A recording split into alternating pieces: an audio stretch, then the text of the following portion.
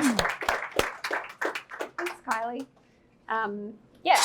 Hello everyone. Thank you so much for being here today. I'm just going to jump straight into it because I know we're very pressed for time and Jen might get a time warning. She's already told me she's got lots of notes prepared. But I'm really delighted to introduce our panel who bring a wealth of lived experience, peer leadership and professional expertise. So we have Jen, just here to my, that's my right, isn't it? Yes.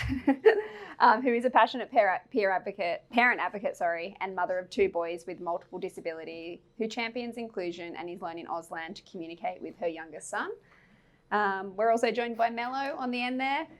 Melo is a senior parent, peer leader and certified facilitator who supports family, particularly fathers, drawing from his own family journey.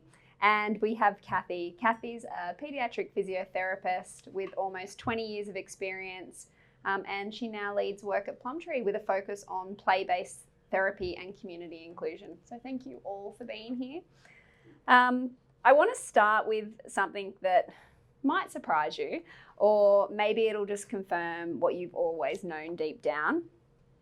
When many families first step into the world of early intervention, it can feel like the professionals and therapy sessions hold all the answers. We think that's where the progress happens, in the therapy room. But the truth is, the most powerful learning doesn't happen in that 1 hour a week. It happens in the hours in between.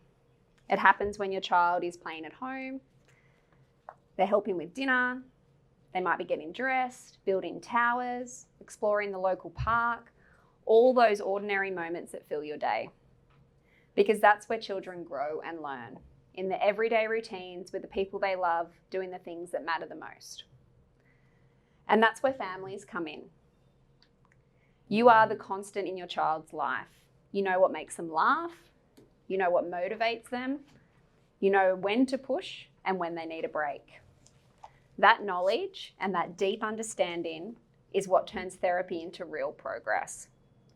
You're the one who helps bring those strategies to life, weaving them into your child's world in ways that are meaningful and natural.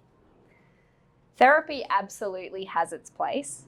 It guides us, it supports us, and it gives you ideas and tools. But it's you who makes it all stick. And having access to good quality information and resources helps you feel more confident, more intentional, and more empowered in ways you support your child every day. So today we're shifting the focus. We're not talking about doing more therapy. We're talking about making the most of everyday life, about how routines, play, and family time can help your child develop over time. So over the next 40 minutes or so, our panel will explore practical ways to do that. How to use everyday opportunity to build your child's skills, how to partner with therapists, and how to trust what you already know about your child's strengths, interests, and needs. Because at the end of the day, you're not just part of your child's support team, you're the foundation of it. You are the difference, you make the difference. So I'm going to come to Jen first. Jen, you've always been so hands-on with your boys' therapy sessions. What does your role look like during these sessions? And how do you then take what you've learned and bring it into everyday life with the boys? Thank you. I like the also at the timing. So I guess for us, when we talk about the therapy sessions, the top of the list for me is that my boys always have fun and enjoy that time, and it doesn't feel like hard work. I guess when I think of what my role is in those sessions, it's to be curious. I always ask lots of questions. Why is a good question.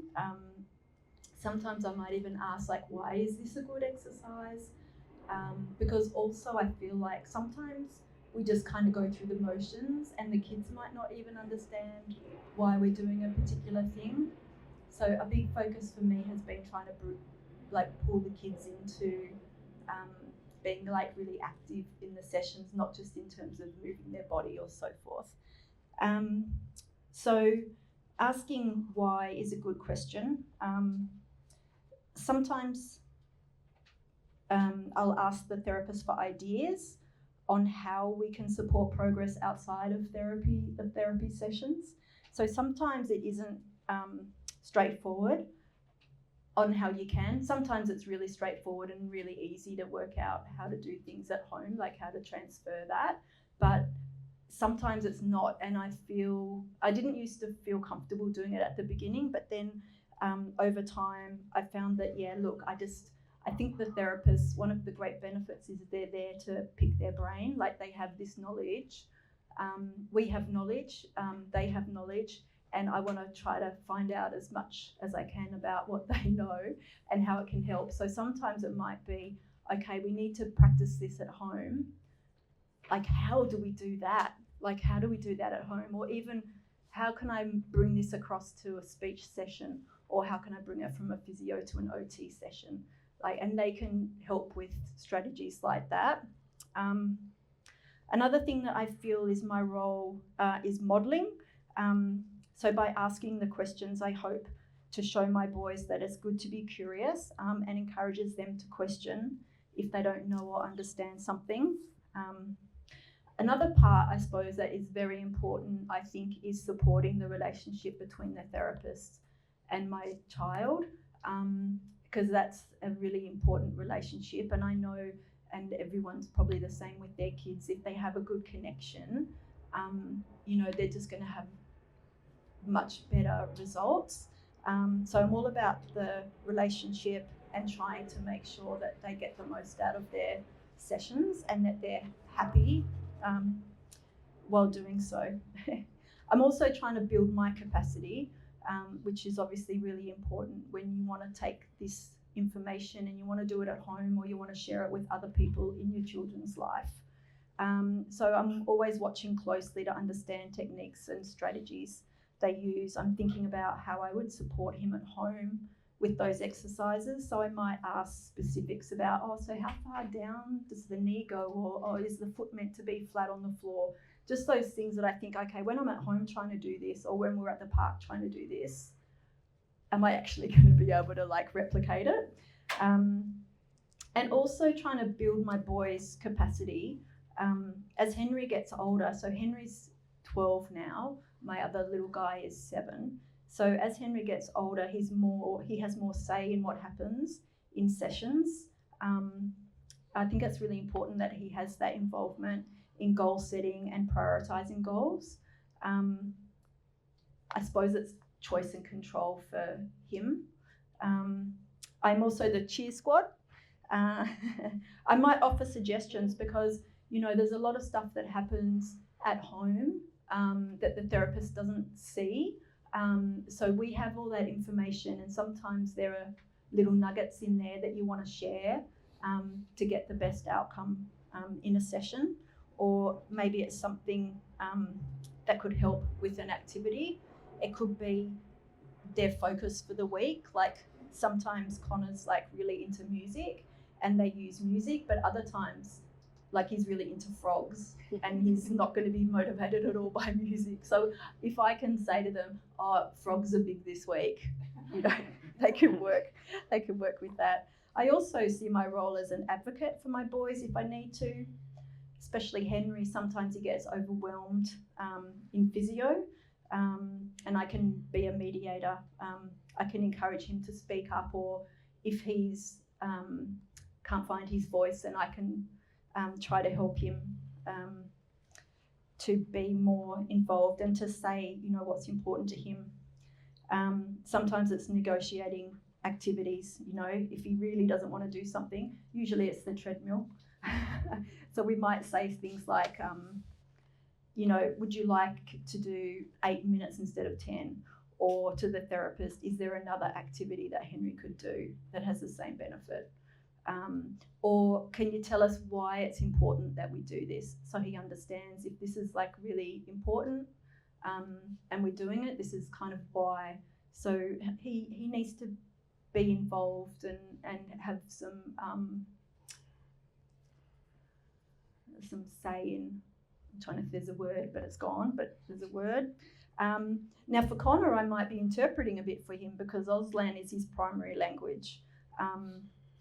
I'm always looking at ways that I can add value. Sometimes we take therapists and we try to bring them into school, not for sessions that they pull the kids out for, but for those sessions where they come in and they try to better support the teacher or build the teacher's capacity.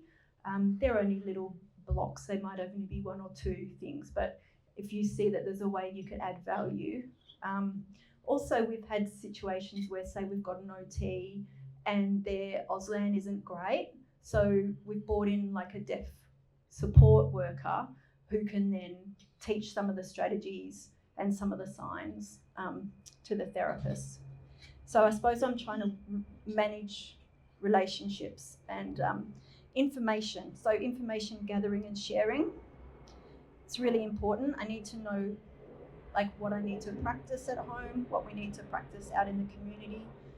I need to be able to share that information with other people. It's no use us going to a session for 45 minutes once a fortnight and then not taking that to other people and adding value so that they can, when they're with our children, they can implement, or they know what goals we're working on that are super important at that time, or they know things that have happened, or they know there's a strategy that we've found that's really successful at the moment. So here, everybody, here's this strategy that's great and everyone can benefit. Well, the kids are the ones who benefit the most, but just sharing that information I think is important. One thing that we do with physio, it's a big focus on physio. One thing that we do on with physio is we record those sessions. So when they're doing particular exercises, like I'll record, with the permission of the physio, I'll record the session so that, not each exercise, just so they can see, so we can play back what they're doing and they can see, oh, this is how far the knee goes down, or this is the position of the foot. And also I'll ask the physio on the video, oh, can you tell us why this one's important, or can you tell us what we're working towards with the exercise like this? And then I take that home, I share that with other people, my husband. Also, we've got a personal trainer and I share that with the personal trainer. And then the good thing about other people, especially family and the personal trainer and support workers a little bit too, is that because they come to our home or they're in our community, they can go to the local park and they can practice things, or they can practice things at home out of the therapy room. In terms of transferring skills to home, sometimes they're easy, like we were talking about self-care or dressing, or turn taking. Like there's so many ways that you can do that sort of stuff. And some stuff is harder, and that's when I do pick the brains of the therapist, because they are a wealth of knowledge and I do like to get that information. But for gross motor and strength, we pretty much head to the local playground, or the park and the bike track. Those sort of things are really good. Before I finish this question, I just wanted to say, for Henry, it's interesting when you look back, because Henry's our elder, so he's 12 now. Connor's 7, like I said. When Henry was about 4, I was very much around, oh, look, we need all the time we can get for therapy and practicing the therapy, and, working towards those goals like they were like the be all and end all, and even prioritizing it. So we were looking at, I don't want to start preschool yet because I need like another year for him to, work on these things. But in fact, when we did start preschool, and it's a lesson I learned from my younger one, so when we did start preschool, it was incredible. Like he was with other children for a start, which was fantastic. He made friendships, but he practiced everything that we did in terms of therapy goals. He was practicing just in like his fun preschool environment. And I never saw such growth or progress as I did that year that he started preschool. And, you try not to have regrets, or you sort of have to say, well, the next best time to plant a tree is today. But in hindsight, I would have sent him a year earlier. And Connor certainly did start preschool early for that purpose. And again, it was amazing. So the benefits were much bigger than what we had achieved, in those therapy rooms. Amazing. Thanks, Jen. And I think, it speaks to that, children doing the things that they love with the people they love and when they're in that childcare setting. You also mentioned there about building your capacity as a parent, and I want to bring you in now, Cathy, because at Plumtree you use a coaching approach that focuses on building parents' confidence and capability. Can you walk us through what that looks like in action and tell us why this approach leads to better outcomes than models where the therapist does the work with the child? Thanks for that, everybody here. We use a coach approach at Plumtree because we acknowledge that parents are the most important people in their child's life and they spend the most time with them. And we want to build parents' capacity and confidence to work with their children when the therapist isn't there guiding them. So with coaching, it's about finding out what the goals are for the family, the child. We don't impose our goals on families. We want to know what the family goals are. We don't want to work on your child. We want to work with the child and your family. So that involves doing things like asking curious questions, and Jen came up with some really good examples, just asking, why are we doing this? That's a really great question, and that actually gives you some context for making things meaningful for you and your child. Some of the other great questions we might ask is, what's working well at home, and what would you like to happen? And how can we support you to make that happen? So it's a collaboration and it's a partnership. And it really is about drawing out the knowledge that you already have about your child and your goals and making sure that you can get there. Now, we're therapists, so we have a certain training and expertise and experience, but it's no point us imposing our goals or our thoughts on you. We have to know what you want. And then if you need some suggestions, if you need some help getting there, then yes, use us as a resource. So coaching really is about helping you to come up with things that are meaningful for you so that the rest of the time when you're not in therapy, you can be putting those things into your life and routines so that your child can get better outcomes and actually get quicker outcomes. So, and so we can model those strategies, but we want you to jump in and try those strategies yourself. And if they don't work, we want that collaboration where you come and say, wasn't really interesting for him and it wasn't really interesting for us and we couldn't find time to do it. Great, well, let's have another think. Jen had some great examples where she said that Connor was into music, or was it Henry? was into music and then is into frogs, so yeah, Connor. So we really want to know those things, and then we can help you to come up with some great strengths-based, play-based activities to work on the goals.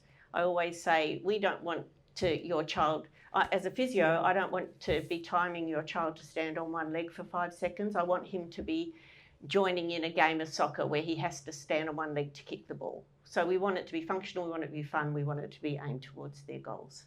Yeah. And I think sometimes, what we hear from families, and maybe someone in this room might be feeling this, but they might feel like they're watching from the sidelines during a session and that they're not actively involved. If a parent finds themselves in this situation, how can they start a conversation with their therapist about wanting to be more engaged and coached during those sessions? I mean, Jen had some great questions, but is there anything else you'd add on to that? Yeah, I just want to say it's absolutely okay to speak up in a therapy session. We want it to be collaboration. I would hope that all therapists want it to be a collaboration. And if you find that you are feeling a bit left out of the session, it's totally fine to say, hey, I'd really like to do this at home. Could you coach me through it? Or could I have a turn at that? Because I think we could fit that in. So bringing it up with the therapist, any good therapist will be actually quite thrilled that you want to be doing that, because that usually leads to better outcomes and reaching your goals further, quickly. So don't be shy. And that's where getting those relationships and that coaching approach is asking questions. So coming in and asking those questions like, why are we doing this? you know, and then the therapist has to explain it. And that's something that then you can think, is that aligned with what we want, or have we moved off track? So I think it's a really important thing just to speak up and to say, hey, I'm here, I'd really like to be involved. Yeah. So I was just thinking, and I might have skipped it when I was talking, but it just came back to mind when you were talking, Cathy. Some of the best sessions that we have, the kids aren't there. So some of the absolute best sessions we have are when, I don't know, maybe the kid's sick, or maybe they need a break from therapy, and that's all good too. Or maybe you need to prioritize like a conversation with the therapist. So I do this quite a lot where I will say, hey, can we make this session just you and me? Like obviously in advance, and like a Zoom call or a phone call. And I just pick their brain, or I say, look, this is happening. How can you help? Or there's some resources. Can you point me in the direction? I think if you wanted to start a conversation more or feel like developing that kind of a relationship, then perhaps saying, hey, could we have a session where it's just you and me, and we can have a conversation that could help kickstart. Great way to avoid cancellation fees too. Yes, yes. I hate cancellation fees. I know, I hate them too. Melo, let's bring you in. So we've had this conversation before, but you've shared how everything changed when you realised that you are the difference. Can you tell us more about that moment, or what led to that shift in thinking, and how it changed the way you show up for your daughter and family? Thank you. So I have spoken about this quite a lot, and it started actually in this room about 10 years ago, and it started with, the Now and Next program, but it started with a question, and the question was, what are Victoria's strengths? And that question was met with silence from my part. I'm thinking in my mind, what do you mean strengths? Victoria has so many challenges. We have to do everything for her. What strengths? And that was the beginning of me starting to see my daughter more fully. Because the reality is that our children are so much more than the challenges that they have. And a few weeks after that, there was another question.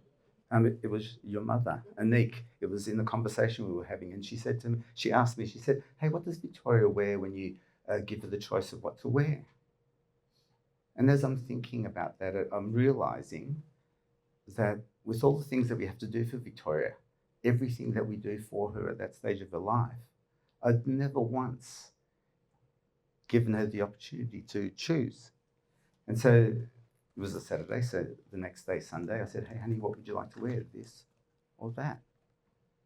And without hesitating, she pointed. So Victoria was able to, but I wasn't giving her the opportunity to. And that just changed everything. Yeah, that concept of mindset of the way that you see something affects and influences the way that you do something. It reminds me of that saying, if you think you can or if you think you can't, either way, you're probably going to go out of your way to prove yourself right. And so I started to think I can. And I started to think that maybe Victoria can. And that changed what I did, how I did it. And that's what I brought into everything that I did. That I can, Victoria can, or even if it's Victoria might. Instead of being stuck in deficit in that fixed mindset. Yeah, and I talk about this in other situations too. If it's too far for us to move into a growth mindset, let's move into a maybe mindset. So, and the beautiful thing about a maybe mindset is you actually are in a growth mindset. And so Victoria might, and we don't know, the reality is we don't know where they're going to get to, and I'll touch on that a bit later. But that was just huge for me. Yeah, I love hearing that. I've heard it a few times, but I love hearing it again.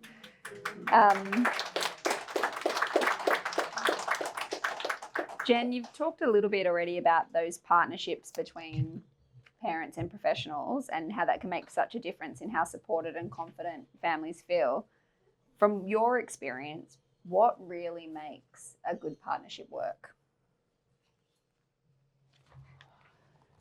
It's a biggie. Well, it's a biggie, but it's kind of a simple one too, isn't it? So, so many things really, like mutual respect, respecting their experience and knowledge, but expecting the same in return. We bring a lot of value to the relationship too, and having confidence knowing that. Shared values are important. Our team know our attitudes towards certain things like inclusion. We share our vision statement with everyone who's involved with our children. If someone's not on the right page or the same page as us, then they're probably not going to be on the team for long term. Curiosity, like I said that before, I'm big on leaning in and asking lots of questions, and really I feel like I get lots of value from the relationship, but I also feel like I give a lot too, and I think it's important not just to take but to give and take. And I think there's all that information like what's happening at home or what kind of day we've had or what's working well for us that we can share, that is valuable for the professionals to know. So yeah, I try to set up relationships for success, and I reckon we all know about the All About Me document. Yeah, who's got an All About Me document? Yeah, who uses it? Who uses one with their therapists, with their physio OT? Yep, beautiful. So it's easy to tweak. Like a lot of people do them for school. And for that relationship and information sharing about strengths, what our kids love, what they're good at, what makes them light up the room. But they're also really great for therapy as well. And especially if you've got a new therapist, how good it is to share that information. It's a real roadmap, you know, it's a real, I don't know, I feel like it saves hours of, and fast tracks that building of a relationship, which the building of a relationship is so important. So we always share before our first session with new therapists. Open communication, of course, is really important, and encouraging people to speak and share information with the team, because often if you have a child or children like mine with multiple disabilities, and you might have quite a few people involved in your team, you want to have them talking, because then there's more value and there's better results if everyone's kind of communicating and sharing the information. So we try to do that a lot. We also have we have a WhatsApp group that we share things in, make sure everyone knows if there's been a change in goals, or if there's been a change in focus, or if there's something going on that's really tough at the moment that that has kind of come up as a kind of an urgent need, and so everyone is kind of across it, and having people who are happy to work in that way and that are happy to work with others and share information, because not always are you in the same organisation. Sometimes if you have multiple people in the same organisation and you've got like a key worker who's a great kind of conduit between your people, but if you don't have that, then you want to be able to try to link them somehow, and we do that through our WhatsApp. We encourage input from everyone, and we encourage them to share. I'm missing a page.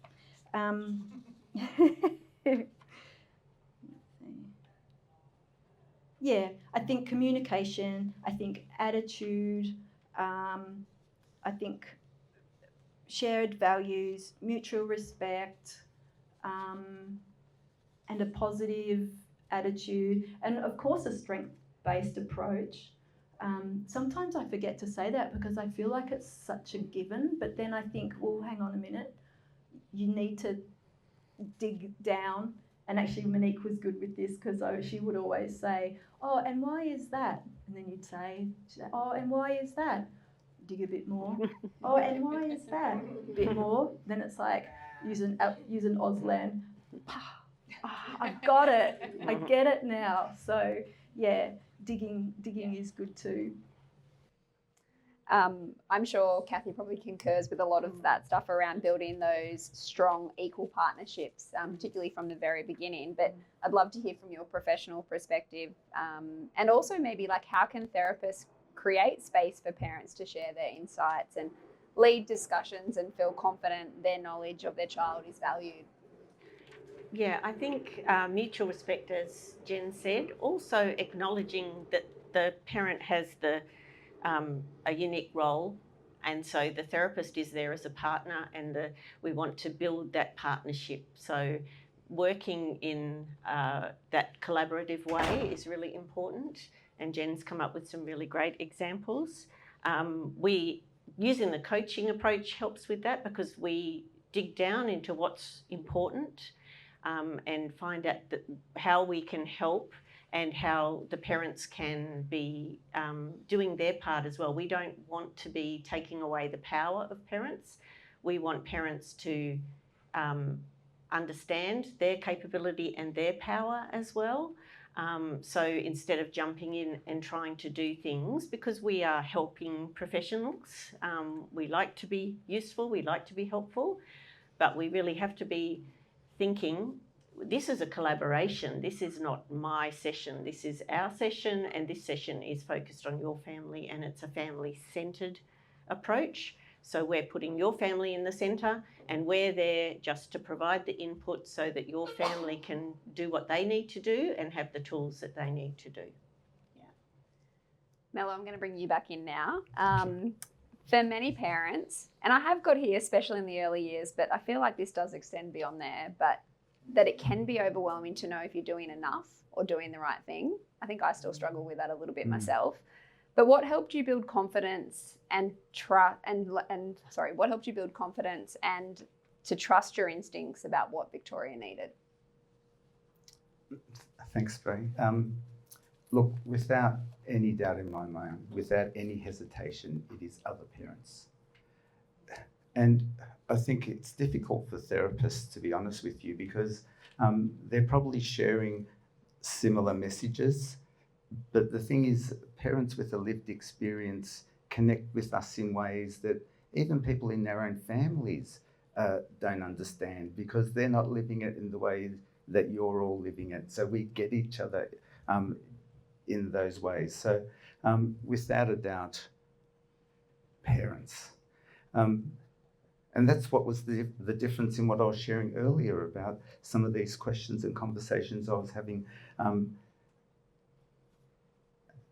The thing about that, though, also is that, well, first of all, you asked about overwhelm and confidence, and I don't think overwhelm and confidence come in the same sentence.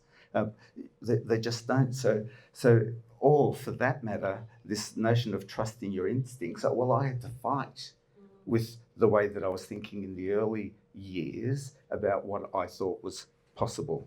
And I'll give you an example of that. So that was 10 years ago, what I shared earlier. Well, and this was only a few years ago. So 10 years ago, I started to see my daughter more fully. And actually, let's go to that whole concept of you make the difference. And that's something that in Circle of Security, this parenting program, they talk about secure attachment as being the difference that makes the difference. And I say to parents, you are the difference that will make the most positive difference.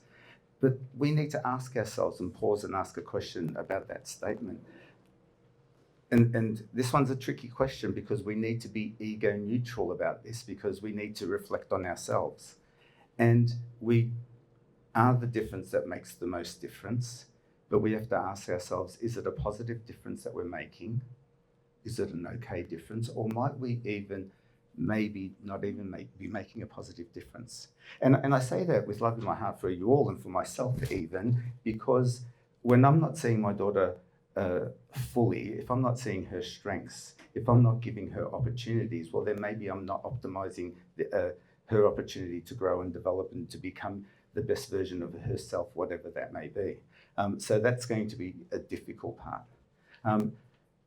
And that needs ongoing reflection, because I changed 10 years ago, but a few years ago, somebody that I respect greatly was telling me a story about their child. And they were telling me about this amazing activity that they had discovered, and her son was really loving it. And it was about disabled surfers.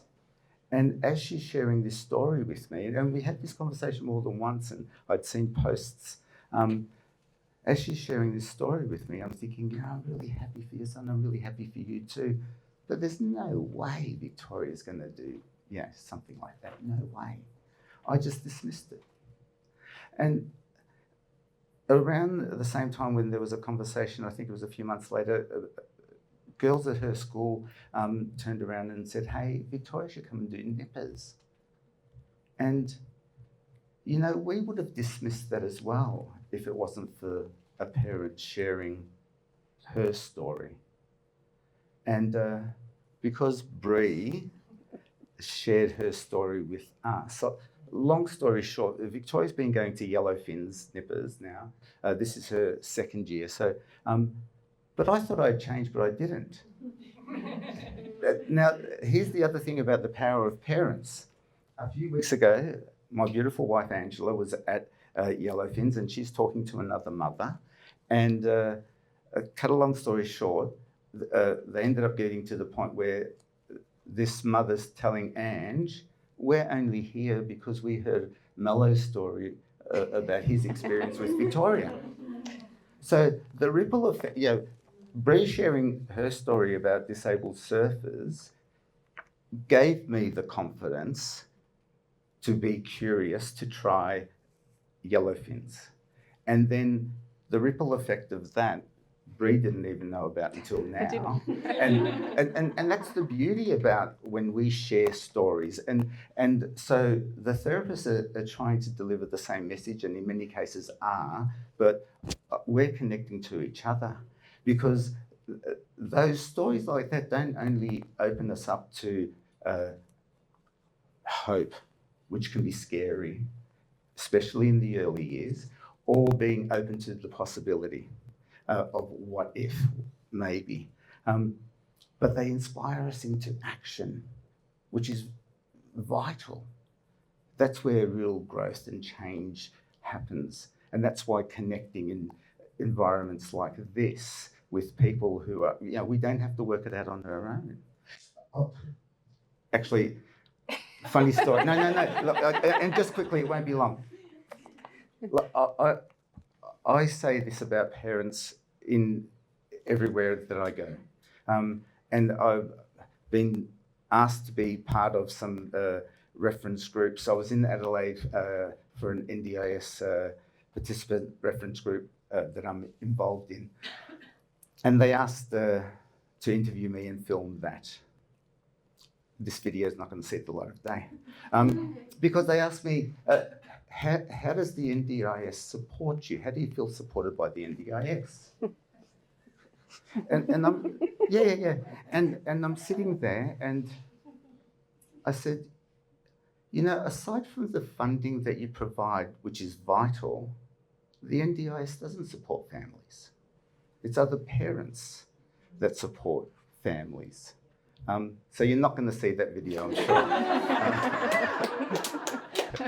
I can imagine the social media comments on that post.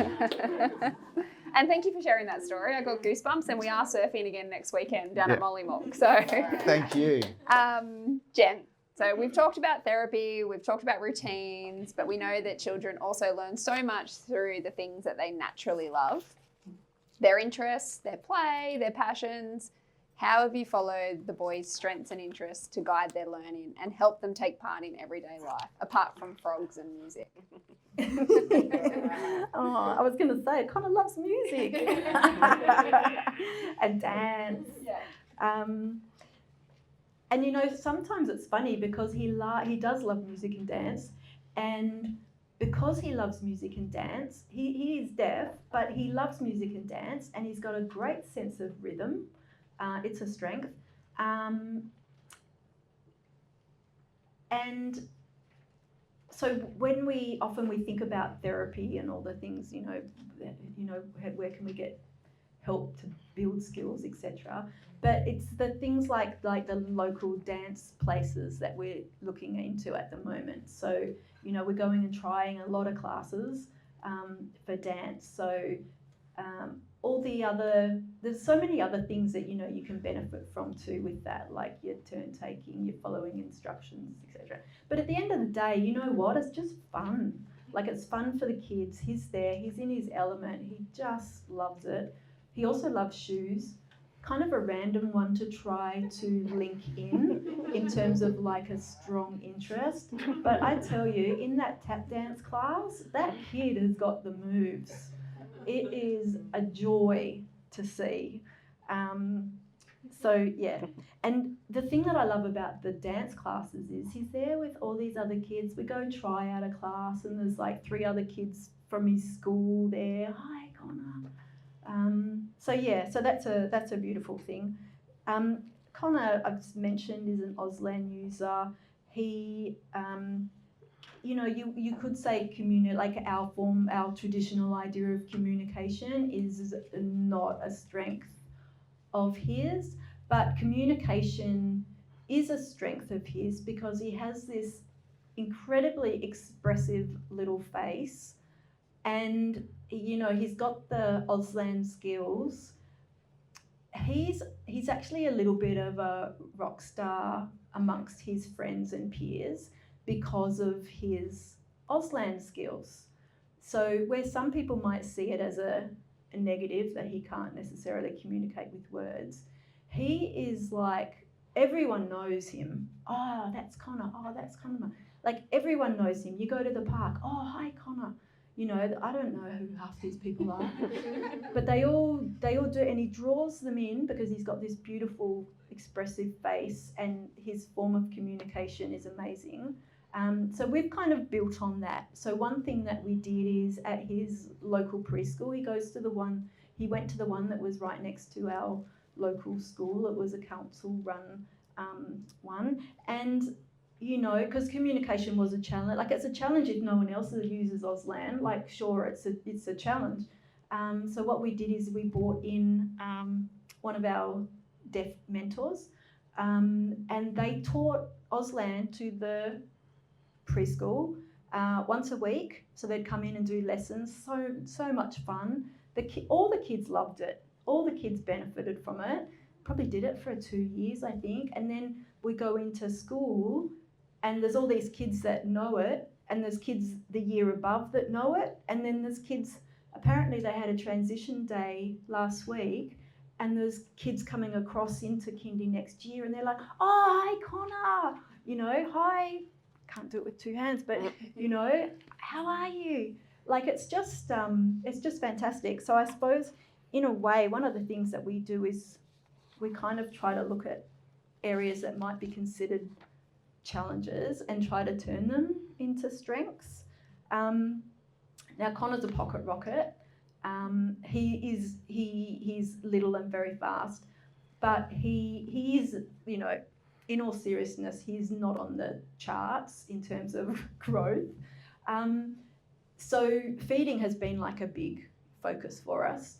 But then bringing in what our deaf SLSO at school managed to do was to recognise his love of numbers, of all things, and so to get him to try to drink his milk, because eating it was too slow, so we've gone on to the liquids, and to get him to drink his milk, what they were doing was they would count as he was sipping. So it'd be like,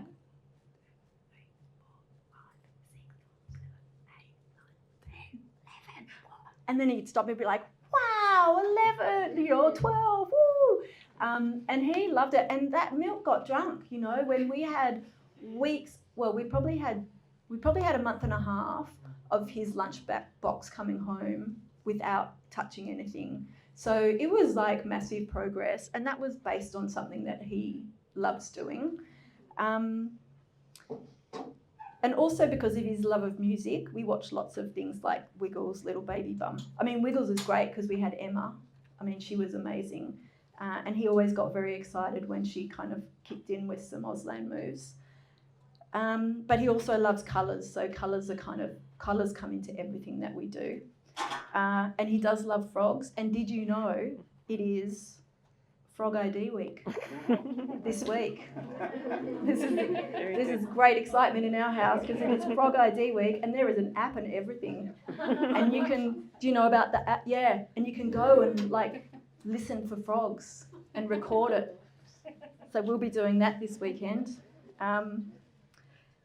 So we're always trying new things, and you know what? Sometimes you try things and they don't work, and that's okay. It's okay just to be always trying to think up new ways of, you know, making their life more fun. Who doesn't want that? So with Henry, you know, his love of technology, we've been trying to work on it and trying to get him moving a little. He has cerebral palsy. It's harder for him to move. So trying to get him to move is a challenge. So we try to bring in his strengths on that and his interests. So technology is a big one. We tried the Pokemon app. That didn't work. So that wasn't his thing. But you know what was interesting? He's really interested at the moment in animation and YouTube videos. Wants to be a YouTuber when he grows up. They all do, don't they? Yeah. So we're thinking, oh, you know, because language is a challenge too, but he wasn't wanting to engage in therapy. But what we thought was, well, what do you do? What are these voice animation, voices, voice coaches? Oh, let's try a voice coach. So we went, and actually I can't even take credit for that because I heard that from another parent that they'd seen a voice coach. I'm like, a voice coach, you know, when you can go and you can practice and you can do the, like, you know, they do the expression and you have to read the thing, and they've got like the big microphone and they go in the booth. Like it's a lot of fun. So we've been doing that. So yes, and that has worked. That has worked really well. But I feel like I should stop now. And everyone can get the frog app details in the break. I've just got two quick questions because we are a little bit behind. But Cathy, I just wanted to bring you in just around, you know, focusing on strengths and interests as opposed to what's hard. Why is that approach so effective?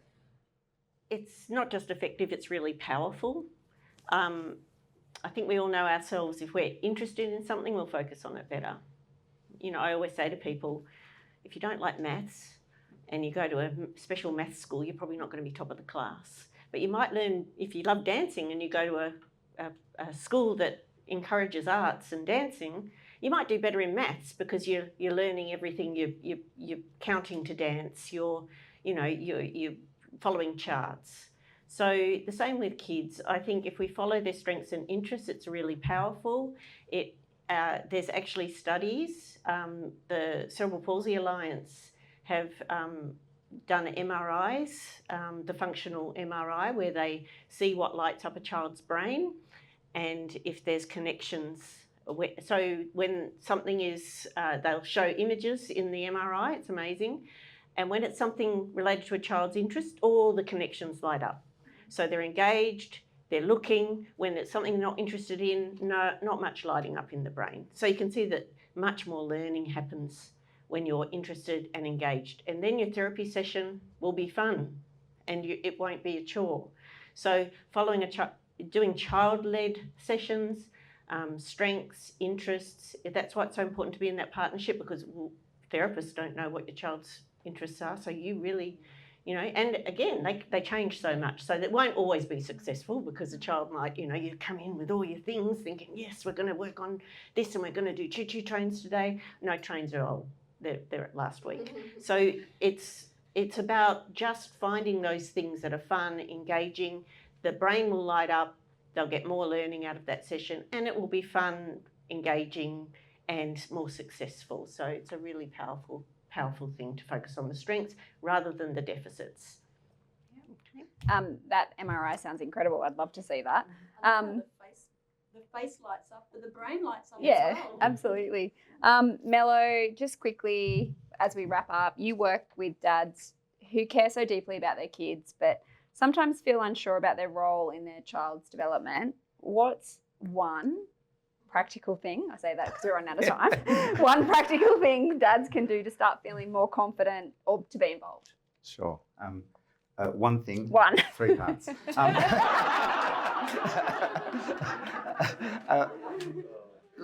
Look, what I will say is what I tell teachers. And it's interesting, the word inclusion, because what I tell teachers is I do not want you to include Victoria in everything. I want you to involve her in everything. So my message to dads would be involved. If you think you're involved, be more involved. If you're not that involved, the one thing that I would say is be a GPS. Now let me explain. GPS, what it does is it needs 2 things. It takes us from point A to point B. And so if we think about that in relation to our child, point B might be the feeding goal or the mobility goal or whatever goal it might be. So you have the goal in mind, but so focus on point A. Focus on where the car is now. The GPS needs to know where you are before it tells you how to get to the outcome. So meet your child where your child is and be with your child there. Children are care seeking. We are caregivers. It's a wonderful intersection. And and if you're not sure about that, there is power in 10 minutes. So start, I don't measure the outcome with Victoria, I measure progress. So start with 10 minutes. Massage your child, read to your child, play with your child, sing with your child. There's so many things that you can do in 10 minutes. So I would just say be involved. There's power in 10 minutes. Amazing. Thank you. Thank you all. I hope what you've heard has shifted something in you. Maybe it's given you permission to trust yourself a little bit more. Maybe it's reminded you that you don't need to wait for the next therapy appointment to make a difference. Maybe it's simply helped you see that those everyday moments that feel ordinary, sometimes routine, even mundane, are actually where the magic happens. Because here's the truth we want you to hold on to. You are not supporting your child's development, you are creating it. Every conversation at dinner, every game you play, every time you follow their lead and tune into what interests them, you're shaping their world and their growth in ways that no therapist, no matter how skilled they are, they can't replicate it. So therapy does have its place, and thank you, Cathy, for being such a wonderful, supportive therapist. Professionals have important knowledge to share, but you are the constant. You are there for the breakfast routine, the bedtime story, the car ride, the weekend adventure. You know your child's quirks, their joys, what makes them laugh and what helps them feel safe. That knowledge is invaluable and it's something no one else has. So as you leave this session today, I want you to carry this with you. You're not waiting for someone to fix things or show you the way. You're already on the path. You're already doing the work. And the small everyday moments you create with your child, they are the ones that truly matter most. So I know we could sit here and talk all day, but we're going to let everybody move on. I know there's so much more to share. Oh, Frank? Yeah. Can I ask one question? Go for it. Thank you. A lot of great information about therapies and using it in the correct way, but sometimes you just have this sense that this therapist does not work for our family, for my child.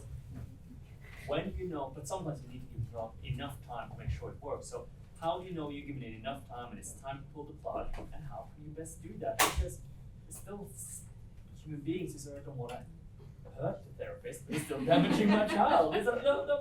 We could do a whole session on breaking up with a therapist, absolutely. So maybe just sort of And sometimes it is just a break from that therapy can make a difference. And trusting your instincts as a parent, that would be my advice. Jen, did you have anything you wanted to add there? I'd just say trust your gut on things. Like we had a GP once and Henry was 4 months old and I said, oh, I'm a little worried he's not using his left hand. And they said, oh, he's just going to be right-handed. Like, that's fine. And I'm like, I really would like a referral. Anyway, I had to fight for this referral. Finally got the referral and found a new GP. I just think you trust your gut, like, and if it's hard work, and if your kid's not happy and your kid's not receiving joy from it, then you just look at the big picture. Don't worry about their feelings. Worry about your family and your child, and just and find a new person, and then and move on. That's what I say. Great question. A hard thing to navigate, and I'm sure everyone's been through it in the room. Yeah, so. and as therapists, it happens to us all. So we just want to know that what we're doing is working. Have a conversation with your therapist, and I don't think this is working. And then either you decide to change tack, because sometimes it's just that the goals have drifted away a little bit, and so you're working on something that's not really important to you. So if you have that conversation and say, hey, this isn't really working, we're not really getting anywhere with that, and then you can either reset, or you're always within your rights to stop seeing a therapist if they're not the right therapist for you. Awesome. Thanks for the question. And thank you, everyone. I'll hand it over to Kylie. Oh, sorry. Annalise is coming up. I think she's going to draw a lucky. She's got some gifts. Beautiful. Oh. So we do want to Oh, just thank thank our you. wonderful team of panellists today.